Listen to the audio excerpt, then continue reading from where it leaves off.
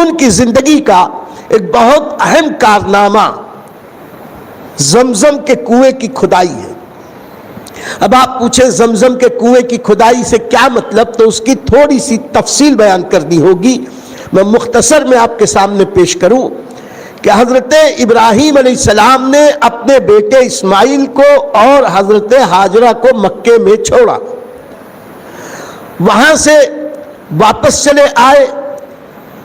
اللہ نے حضرت اسماعیل کی حفاظت کے لیے ان کی مکے کی بستی کے لیے بنی جرہم کے نام کے قبیلے کو جو یمن سے آیا تھا وہاں سے گزارا۔ اس قبیلے کے لوگوں نے، قافلے والوں نے جب آثار دیکھے، مکے میں جب ایک جگہ پانی کا چھوٹا سا چشمہ دیکھا تو حضرت ہاجرہ کو اور حضرت اسماعیل کو پایا تو حضرت ہاجرہ سے کہا کہ اگر آپ اجازت دو تو ہم یہیں رک جائیں، عرب میں ویسے بھی پانی کی بڑی کمی ہے، یہاں پانی ہے، زندگی گزارنے کا سب سے بڑا سامان ہے، اگر آپ اجازت دیں تو ہم یہیں رک جائیں۔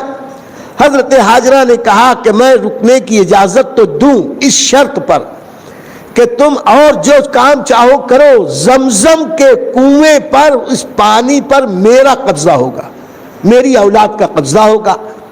ان لوگوں نے قبول کر لیا اور رہنے لگے۔ کئی سو سال تک حضرت اسماعیل اور ان کی اولاد مکے میں رہی، اور قریب قریب 1000-1500 سال بیتتے بیتتے حالات تبدیل ہوئے، اور ان تبدیلیوں میں مکے پر حضرت اسماعیل علیہ السلام کی اولاد کی جو حکومت تھی وہ رفتہ رفتہ ان کے ماموں یعنی بنی جرہم نے حاصل کر لی۔ اب بنی جرہم جب اس پہ قابض ہوئے تو ان لوگوں نے جتنے اسماعیل علیہ السلام کی اولاد کی نسل کے لوگ تھے ان لوگوں کو مکے سے شہر بدر کر دیا۔ یہ لوگ بیچارے عرب کے دور دراز خطوں میں جا کے پھیل گئے۔ وہاں جانے کے بعد یہ بنی جرہم کا جو قبضہ ہوا مکے پر، تو رفتہ رفتہ کعبے کی وجہ سے پورے عرب سے لوگ آتے تھے حج کے لیے، عمرے کے لیے، تو یہ زیارت کے لیے آتے تھے۔ بنی جرہم کے لوگ وہاں کے متولی اور مجاور بن کے بیٹھ گئے۔ ان لوگوں نے لوٹ کھسوٹ شروع کی۔ زائرین جب آتے تھے زیارت کے لیے تو ان کو مختلف ہیلوں بہانوں سے ان کے مال چھین لیتے، ان کے پیسے لے لیتے، ان کو عجیب عجیب حرکتیں کرتے، کعبے کے جتنے نذرانے آتے ان پہ قبضہ کر لیتے، اور بہت سارے ظلم و گناہ کرنے لگے۔ ان کے جب ظلم اور گناہ بڑھے، اللہ نے بنی جرہم پر عذاب نازل کرنا چاہا، تو ایک قوم، اس قوم کو جسے بنو خزاعہ کہتے ہیں، بنو خزاعہ کا قبیلہ جو طائف کے قریب کہیں رہتا تھا، ان لوگوں کی بنی جرہم سے ہوئی لڑائی، اور ایک دن ان لوگوں نے بنی جرہم پر حملہ کر دیا، اور ایسا حملہ کیا کہ مکے میں جتنے بنی جرہم کے لوگ تھے سب کو قتل کرنا شروع کر دیا۔ اب یہ لوگ چونکہ امیر ہو گئے تھے، پیسے والے ہو گئے تھے، تو لڑائی جھگڑے کی بجائے آگے گئے، کچھ بھاگے۔ اس وقت بنی جرہم کا جو امیر تھا اس کا نام عمرو بن حارث تھا، اس نے اپنے بچے کھچے لوگوں کو لے کر مکے سے یمن کی طرف فرار ہونے کا ارادہ کیا، اور جاتے جاتے اس نے خانہ کعبہ کے اندر جو تبرکات رکھے تھے یا جو مال و متاع تھا اس کو اٹھایا۔ اس میں کچھ تلواریں تھیں، کچھ زرہیں تھیں، اور 2 سونے کے ہرن تھے جو کسی بادشاہ نے خانہ کعبہ کو نذرانہ دیا تھا۔ تو 2 سونے کے ہرن، کچھ تلواریں، کچھ زرہیں، یہ خانہ کعبہ کی امانت تھی۔ عمرو بن حارث نے، جو بنی جرہم کا اس وقت کا امیر تھا، یہ ساری چیزوں کو لے جا کے زمزم کے کنویں میں ڈال دیا، اور زمزم کے کنویں کو توڑ دیا۔ پختہ جو پتھر کی منڈیر تھی توڑ کے گرا دیا، اس میں بہت ساری مٹی ڈال دی، اس کو کھود کے زمین کے برابر کر دیا۔ مقصد یہ تھا کہ یہ جو بعد کے لوگ آئیں ان کو زمزم نہ ملے، اور یہ سونے کی چیز، یہ سونے کا مال و متاع جب کبھی موقع ملے گا ہم آ کے کھود کے لے جائیں گے۔ وہ چلا گیا، اور اللہ کی مشیت کہ ان کے گناہوں کی کثرت کے سبب اللہ نے زمزم سکھا بھی دیا تھا، پانی اس میں نہیں رہا۔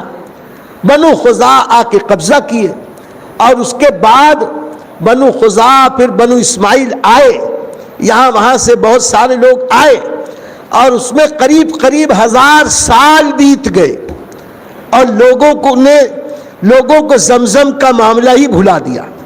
لوگوں کو پتہ ہی نہیں کہ یہاں کبھی کوئی زمزم نام کا کنواں بھی تھا، اس میں پانی تھا، اس میں ایسا تھا، اس میں ایسا تھا۔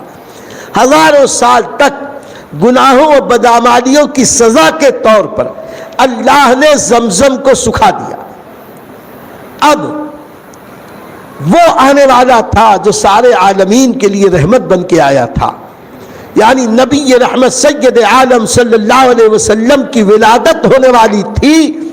تو نبی کی ولادت سے پہلے الحمدللہ پورے عالم انسانیت میں مختلف ایسی باتیں ہوئیں، ایسے انقلابات آئے، جیسے جب سورج نکلنے والا ہوتا ہے تو اس کے پہلے سفیدی چھا جاتی ہے، نور اور اجالا پھیلتا ہے، پرندے بیدار ہو جاتے ہیں، جانور چرنے لگ جاتے ہیں۔ یہ انقلابات اس بات کی علامت ہوتے ہیں کہ سورج نکلنے والا ہے۔ ایسے ہی جب نبوت کا سورج آفتاب رسالت طلوع ہونے والا تھا تو زمانے میں بہترین اچھی باتوں کا ظہور ہونے لگا۔ انہی میں ایک بات یہ تھی کہ اللہ نے ارادہ کر لیا کہ اب زمزم کا کنواں یہ دنیا کے سامنے آ جائے، اور زمزم کی برکت سے بنی آدم کو فیضیاب ہو کرے۔ اس کی ابتدا جو ہوئی اس کے لیے ایک بہت طویل روایت ہے، مولا کائنات شیر خدا حضرت علی کرم اللہ وجہ الکریم سے مروی۔ حضرت علی فرماتے ہیں کہ ہمارے دادا یعنی حضرت عبد المطلب اپنی جوانی میں، جبکہ ان کے صرف ایک پہلا بیٹا حارث ہوا تھا، ایک ہی بیٹے تھے، جوانی میں اس وقت ایک دن وہ خانہ کعبہ کے باہر والے حصے میں حتیم میں سو رہے تھے۔ حضرت عبد المطلب نیند کی عالم میں تھے کہ انہوں نے خواب دیکھا کہ ایک شخص آیا، اور آنے کے بعد خواب میں عبد المطلب سے کہتا ہے احفروا طیبہ، طیبہ کھودو، طیبہ کھودو۔ حضرت عبد المطلب کے سمجھ میں نہیں آیا کہ طیبہ کیا ہے، تو پوچھا کہ ماں طیبہ، طیبہ کیا ہے؟ تو اس شخص نے کوئی جواب نہیں دیا، واپس چلا گیا۔ حضرت عبد المطلب کو حیرانی تو ہوئی، لیکن وہ پھر اپنے کام میں لگ گئے۔ دوسرے دن حسب معمول، حسب اتفاق، حسب معمول اسی مقام پر حتیم میں اسی وقت پھر حضرت عبد المطلب سوئے۔ نیند میں پھر خواب دیکھا کہ وہی شخص آیا، اور اس وقت خواب میں آ کے اس نے کہا احفروا برا، برا کھودو۔ اب یہ برا کیا ہے یہ بھی انہیں سمجھ میں نہیں آیا، تو انہوں نے پوچھا کہ ماں برا، برا کیا ہے؟ تو اس نے کوئی جواب نہیں دیا، واپس چلا گیا۔ تیسرے دن پھر اسی مقام پر حضرت عبد المطلب نے خواب دیکھا، وہ کہہ رہا تھا کہ احفروا مظنونہ، مظنونہ کھودو۔ یہ پوچھنے لگے ماں مظنونہ، مظنونہ کیا ہے؟ تو اس نے پھر کوئی جواب نہیں دیا، چلا گیا۔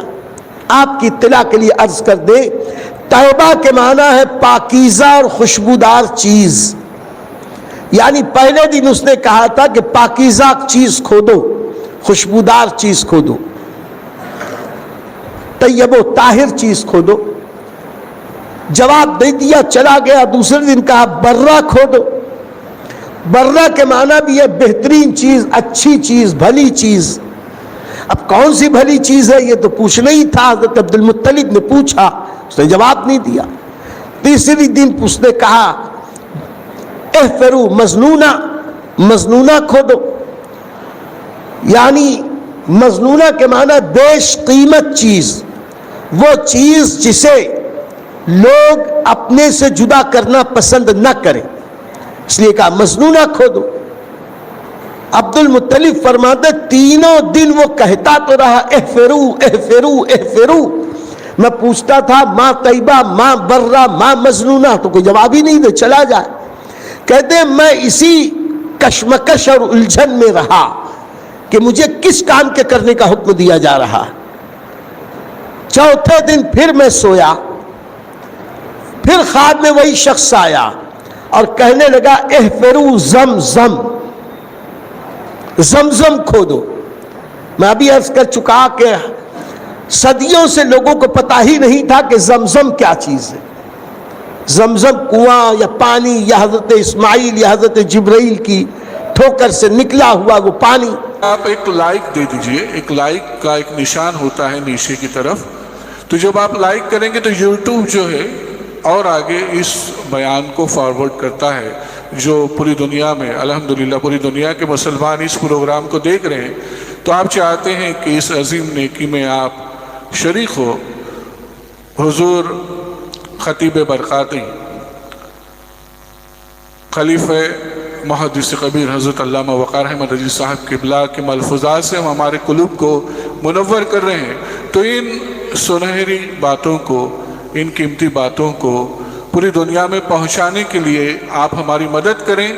آپ لائک ضرور کریں اور کمنٹ کریں گے تو اور بھی زیادہ بہتر بات ہوگی، تاکہ دنیا کے اور بھی دوسرے ہمارے جو اسلامی بھائی مسلمان ہیں ان تک یہ پروگرام پہنچے۔ تو صرف کچھ نہیں تو کم سے کم آپ ایک لائک